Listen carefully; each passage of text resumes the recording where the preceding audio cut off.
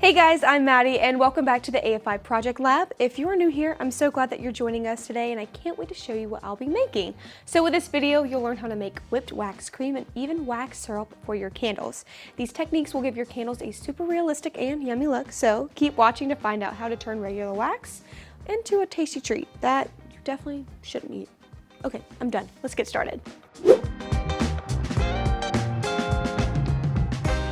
Alright, so to make these candles, you'll need a couple of different wax types. First up is any wax that's ideal for container candles.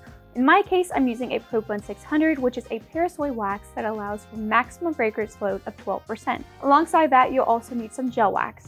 To really show off the details of the candle, I've picked out a 16-ounce glass jar. I'm adhering it to the bottom of the jar using a wick sticker tab. Also, I found that using a straw is really helpful when it comes to wicking taller jars just like this because you want to make sure it's securely adhered and centered.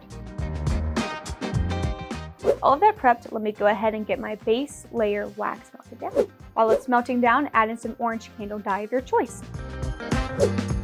Stir it in with the wax and keep an eye on everything as it continues to melt. Grab a thermometer and be ready to check the temperature once it's completely liquid. It looks like my wax is right about there, so I'm going to go ahead and remove it from the heat and add my fragrance. And right on cue, I've got my fragrance of choice right here. Add it to your melted wax and stir gently. Okay, with it all mixed in, I'm checking the temperature so I can make my first pour. Carefully pour all of the wax into your wicked vessel, being sure not to splash the sides of the jar. You don't want this layer to reach the top of your jar, maybe only about 3/4 of the way up. This will give you enough space to add the whipped topping and you'll still be able to cap the jar once you've completed it. Center the wick using a pair of chopsticks or a bow tie wick holder.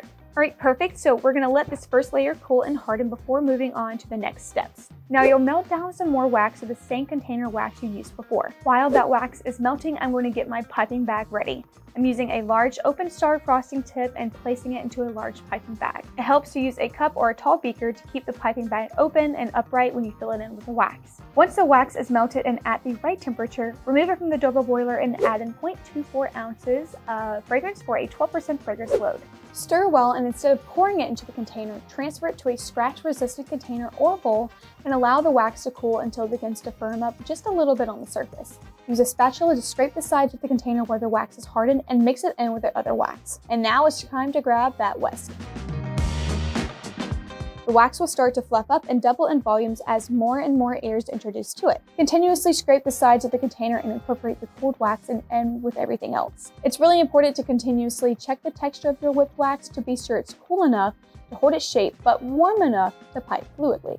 Okay, so now you're going to want to work kind of fast to prevent the wax from getting too hard and lumpy. So scoop the wax into your piping bag and carefully swirl it around the wick of your candle. I find that it helps to hold the piping bag down low with your dominant hand and move the container around using your other hand just to make it a little easier. So try to make sure you keep your wick centered in the middle of the candle and be sure not to pipe the wax higher than the lip of your jar. And there you go, your candle is frosted. This adds a lovely gourmand touch to this sweet smelling wax. As I mentioned at the beginning of this video, I'm going to also show you guys how to make wax syrup. Melt down some gel wax. A high density gel wax will give you a thicker, more viscous sauce. Stir it while it melts to help speed it along and add a drop of cinnamon colored liquid candle dye. So once it's melted to a thin consistency, remove it from the double boiler.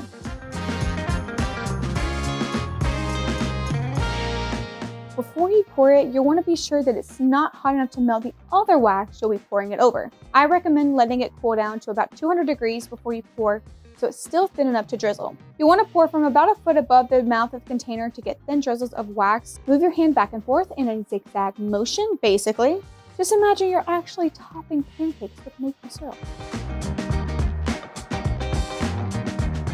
To price your candles for wholesale or retail, calculate how much wax, fragrance, and dye that you used, as well as the cost of your wicks and any other supplies. And don't forget to factor in your labor. So in my instance, it cost me about $7 to make this candle, meaning I'd sell it for about $9 to $13 wholesale and retail for $15 to $20. And that brings us to the end of this video. It can take a while to make candles like this when you're just learning the techniques, but with practice, you'll get better and better at whipping these out. So if you guys want to see more content just like this, head on over to our channel where you'll find an entire playlist of creative tutorials, candles, soaps, and more.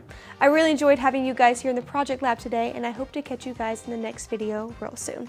I'm Maddie, and this is a bye for now.